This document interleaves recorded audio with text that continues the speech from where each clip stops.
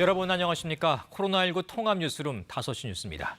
이준석 후보가 제1야당 국민의힘 당대표에 선출됐습니다. 이 36살의 국회의원 경험이 없는 이준석 새 대표는 대선 승리가 지상과제라면서 다양한 주자들과 공존하겠다고 밝혔습니다.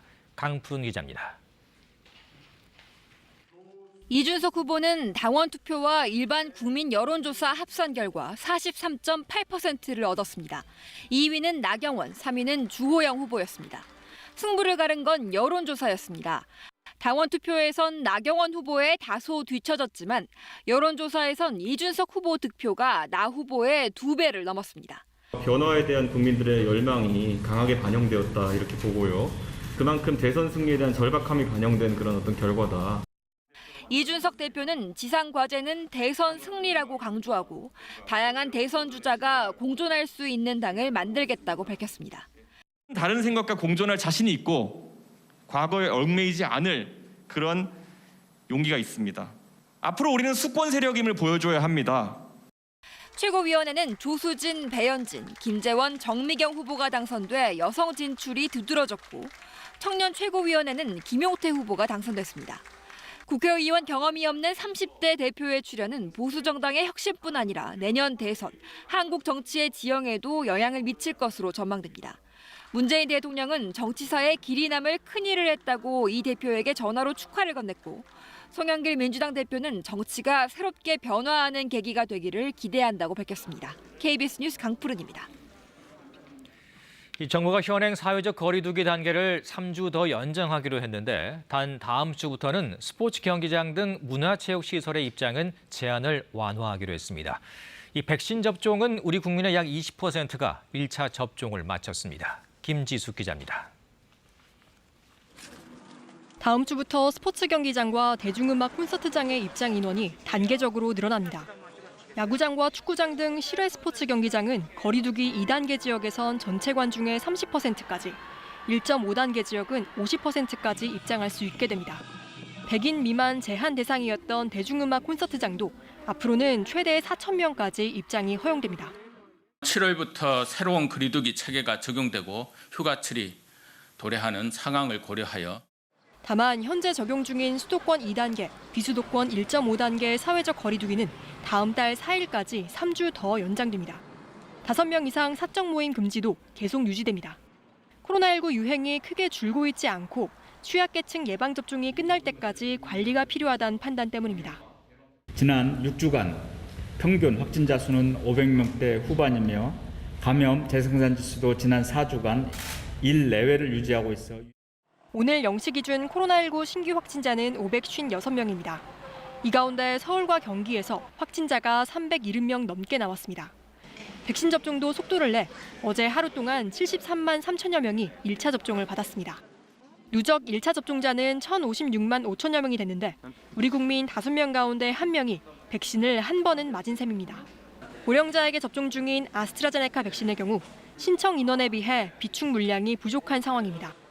정부는 동의자에 한해 얀센 백신을 접종하고 있으며 5천여 명이 얀센으로 변경해 접종했다고 밝혔습니다. KBS 뉴스 김지숙입니다.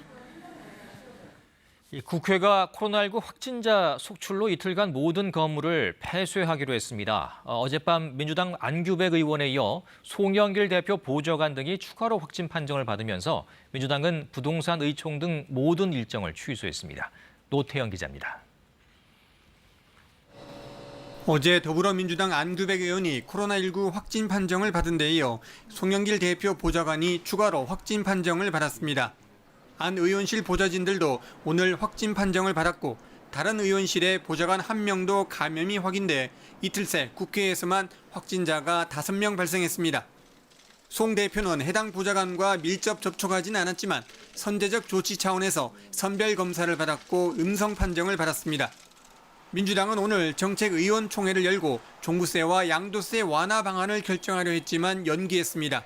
사회경제적 입법 논의를 위한 당정청협의회, 당 최고위원회의 등 지도부 일정도 모두 취소했습니다. 확진 판정을 받은 안규백 의원은 최근 당내 모임과 언론계 행사에 참석하고 뉴스 프로그램에도 출연하면서 국회 인사와 다수 접촉해 연쇄적인 파장이 우려되는 상황입니다. 대선 주자들 캠프에도 비상이 걸렸습니다. 안 의원이 총괄 역할을 하는 정세균 캠프는 정 전 총리의 경우 선제적 검사 결과 음성 판정을 받았지만 추가 확진자 여부를 주시하고 있습니다. 안 의원과 접촉한 이낙연 전 대표도 일정을 취소하고 코로나19 검사를 받았습니다. 국회 방역대책본부는 동시다발적 확진자 발생으로 추가 감염이 우려되는 상황이라며 긴급 방역을 위해 오늘과 내일 이틀간 국회 내 모든 건물을 폐쇄했습니다. 국회가 폐쇄된 건 지난해 2월과 8월에 이어 세 번째입니다. KBS 뉴스 노태영입니다. 국민의힘은 오늘 소속 의원 102명 전원에 대한 부동산 투기 의혹 전수조사를 국민권익위원회에 의뢰했습니다.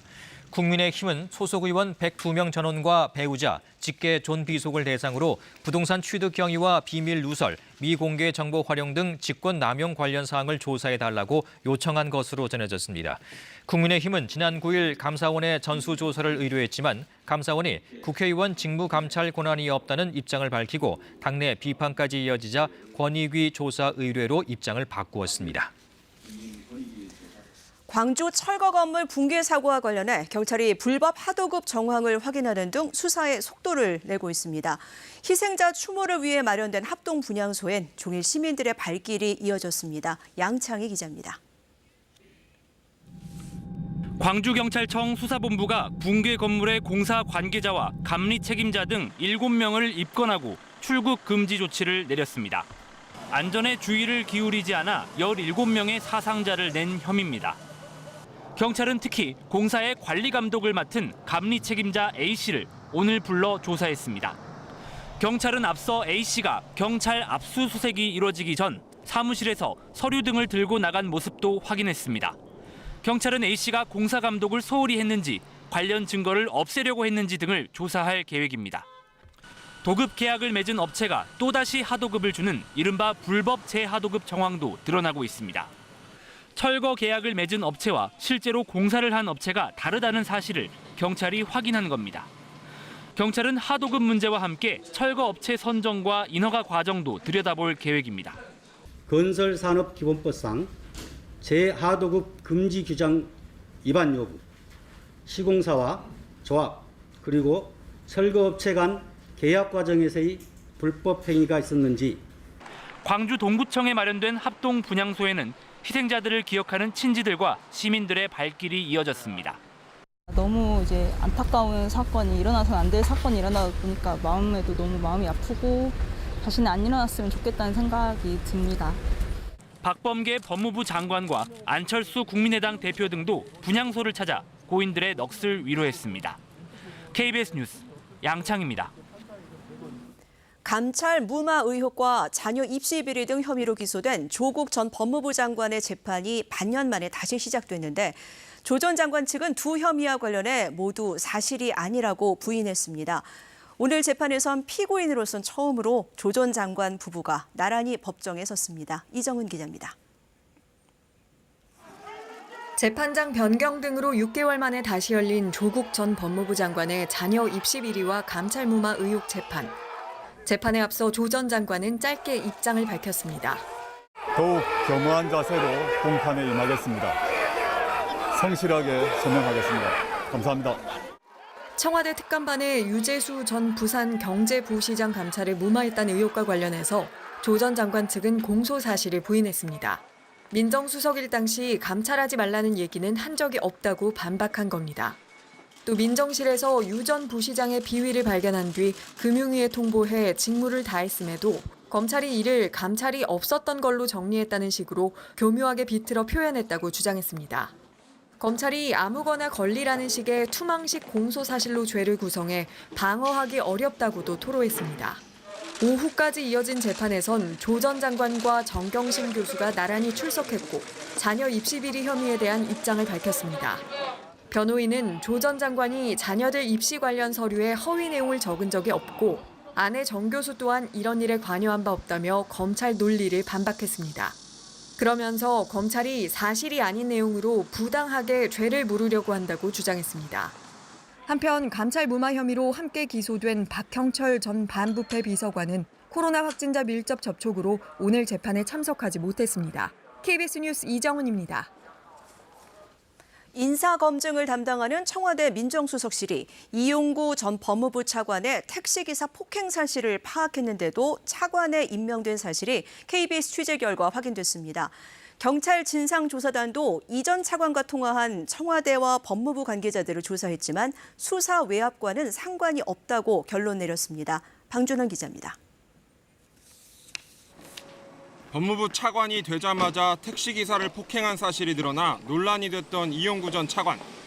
청와대 인사검증이 부실했다는 비판이 나왔습니다. 특가법 적용 대상인 주폭 인사를 법무부 차관에 임명하는 그런 말도 안 되는 상황까지 연출했습니다. 당시 청와대는 민간인 시절에 벌어진 일이었고 입건되지 않아 알 수 없었다라고 해명했습니다. 그런데 KBS 취재 결과 청와대가 인사검증 과정에서 이전 차관의 택시기사 폭행 사건을 알고 있었던 것으로 확인됐습니다. 한 청와대 관계자가 이전 차관 임명 직전 폭행 사건에 대해 물었고 이전 차관은 택시기사와 합의해 경찰에서 이미 내사종결 처분을 받아 해결됐다라는 취지로 답했습니다. 앞서 법무부도 택시기사 폭행 사건 사흘 뒤인 지난해 11월 9일에 이 사건을 인지했습니다. 택시기사가 경찰서에서 피해자 조사를 받은 날입니다. 당시 장관 정책보좌관이 이전 차관에게 전화를 걸어 안 좋은 소문이 돈다라고 문의하자 이전 차관은 택시기사 폭행 사건을 털어놨습니다. 그러면서 공수처장 후보에서 스스로 물러나겠다는 뜻을 밝혔습니다.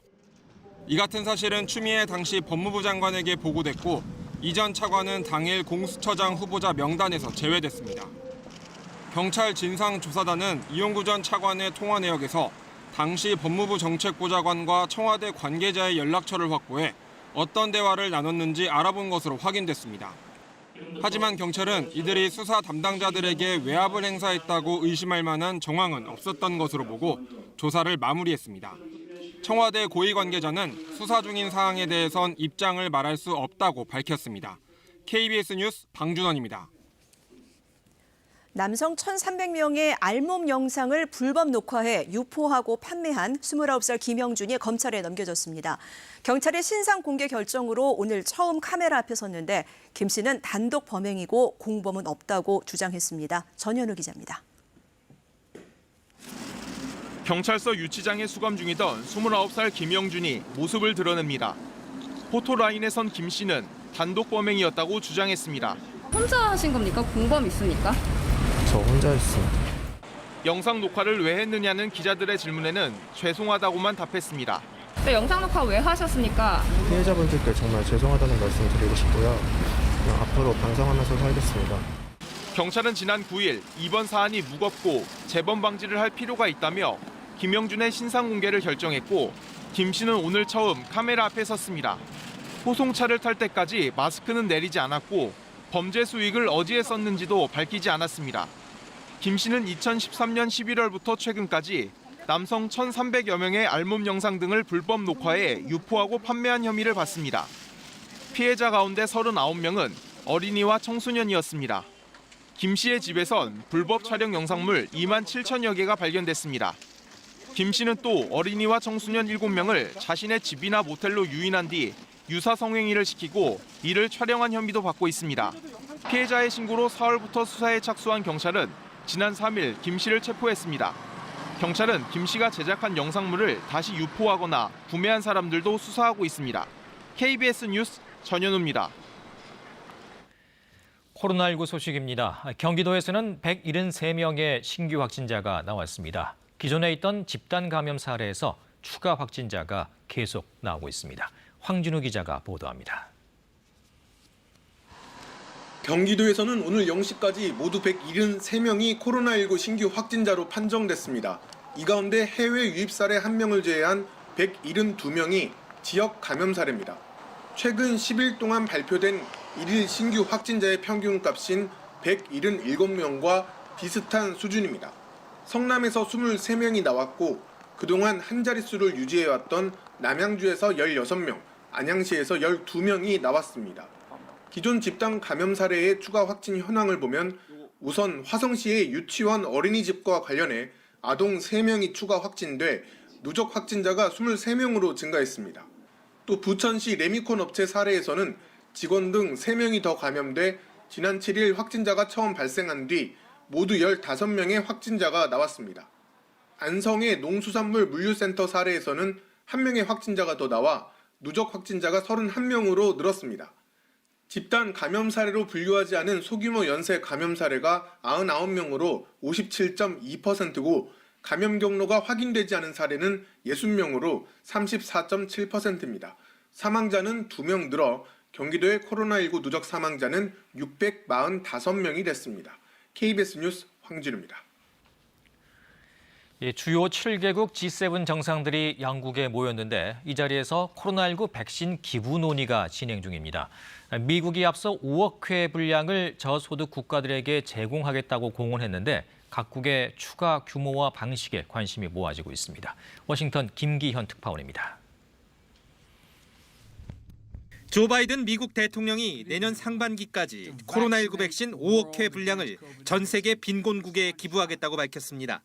미국 정부가 화이자 백신을 구매해 무상 제공하는 방식으로 물량이 확보되는 8월부터 시작한다고 시기도 못 박았습니다. 바이든 대통령은 특히 세계 각국의 접종 확대에 기여하는 것이 미국의 가치라며 백신 기부에는 아무런 조건도 없다고 강조했습니다. No strings attached. Let me say it again. With no strings attached. Our vaccine donations don't include pressure for favors or potential concessions. 미국의 백신 기부 공식화는 선진 7개국 G7 정상회담을 하루 앞두고 나온 것입니다. 미국과 유럽연합이 백신 기부를 장려하기로 합의한 상황에서 각국의 추가 발표가 잇따를 것으로 예상되는 대목입니다. This will significantly enhance our ability to meet our goal of providing 2 billion doses of the vaccine to low and middle income countries over the next 18 months. 한편 백악관은 바이든 대통령과 보리스 존슨 영국 총리가 신대서양 헌장에 합의했다고 밝혔습니다. 민주주의와 동맹의 가치를 재확인하고 기후변화와 보건위협에 공동 대처하는 등의 내용이 담겼는데 코로나19 사태 이후 국제 질서를 주도하겠다는 의지가 담긴 행보로 풀이됩니다. 대서양 헌장은 1941년 미국 루스벨트 대통령과 영국 처칠 수상이 발표한 것으로 2차 대전 이후 세계 질서의 기본 방향을 천명했다는 평가를 받았습니다. 워싱턴에서 KBS 뉴스 김기현입니다. 타이완이 이르면 다음 달부터 자체 개발 코로나19 백신을 접종할 수 있다는 보도가 나왔습니다.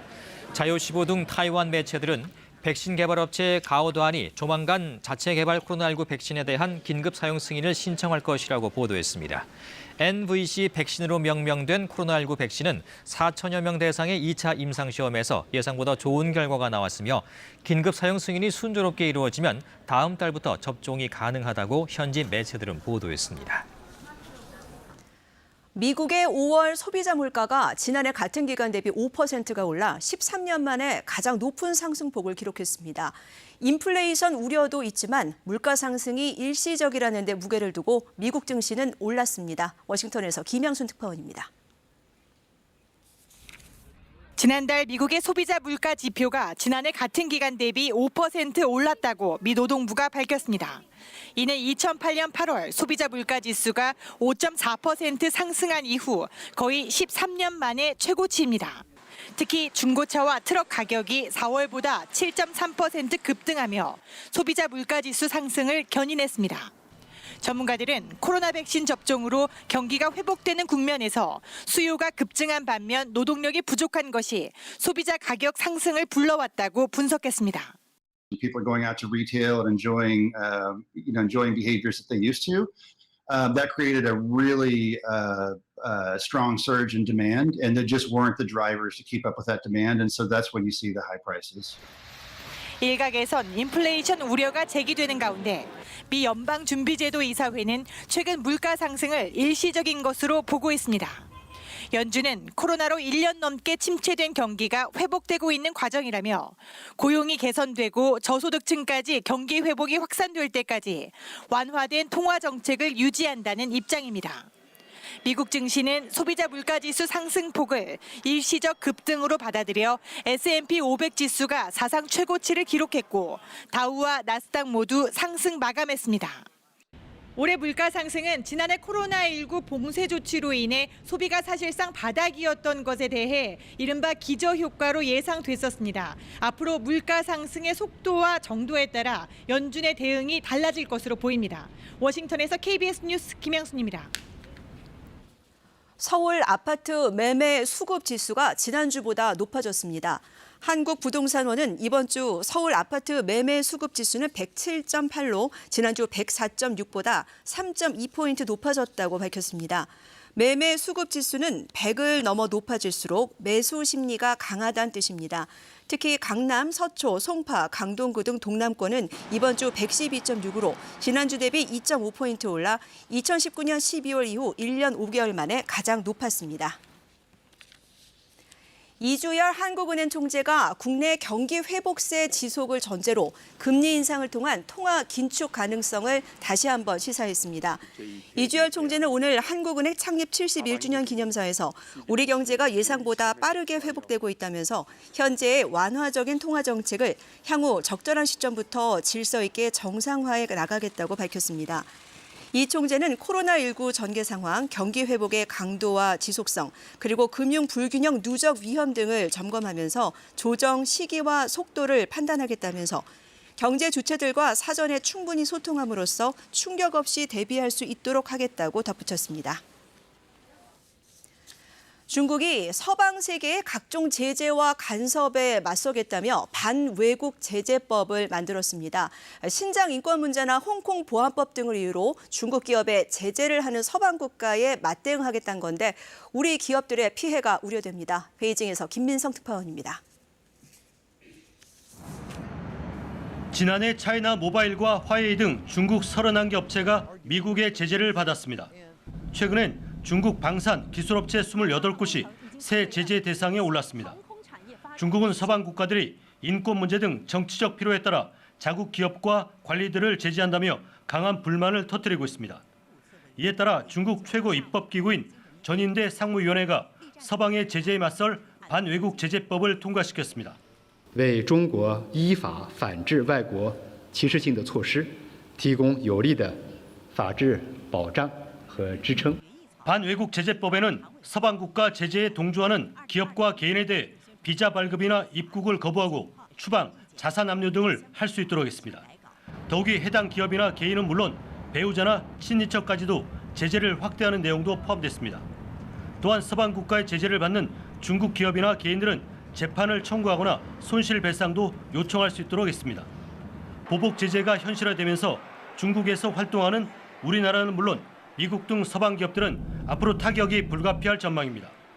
반면 중국 기업들은 그동안 서방 국가의 제재에 반격할 법적 근거가 약했는데 이제는 자국법을 지켜야 한다며 제재 이행 면제 신청을 할 것으로 예상됩니다. 서방 국가들을 겨냥한 중국의 반외국 제재법은 곧바로 시행에 들어갔습니다. 중국은 미국 등 서방 국가들이 먼저 싸움을 걸었다며 관련 법에 정당성을 내세우고 있습니다. 베이징에서 KBS 뉴스 김민성입니다. 미얀마에서 올해 2월 군부가 쿠데타를 일으킨 뒤 시민 860명이 목숨을 잃은 가운데 군경에 끌려가 고문을 받고 숨진 사람이 20명을 넘는다는 보도가 나왔습니다. 이라와디 등 현지 매체들은 인권단체 정치범지원협회가 반쿠데타 활동 참여자와 무고한 시민 가운데 최소 21명이 고문 흔적과 함께 시신으로 돌아왔다고 발표했다고 보도했습니다. 현지 매체 미얀마 나우는 반쿠데타 시위를 하다 체포된 청년 32명이 지난 8일 메이 교도소에 설치된 임시법정에서 징역형을 선고받았다고 보도했습니다. 이어서 오늘의 주식 시황을 KB증권에서 전해드립니다. KB증권입니다.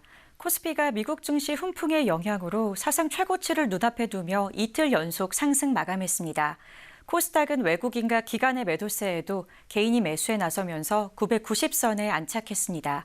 오늘 코스피는 24.68포인트 상승한 3249.32에 코스닥은 3.36포인트 오른 991.13에 마감됐습니다. 전일 미국 증시는 물가 공포가 완화되며 S&P 500 지수가 사상 최고치를 경신하는 등 주요 지수가 일제히 상승 마감했습니다. 코스피는 기관과 외국인이 지수 상승을 견인하며 오름세로 장을 마쳤습니다.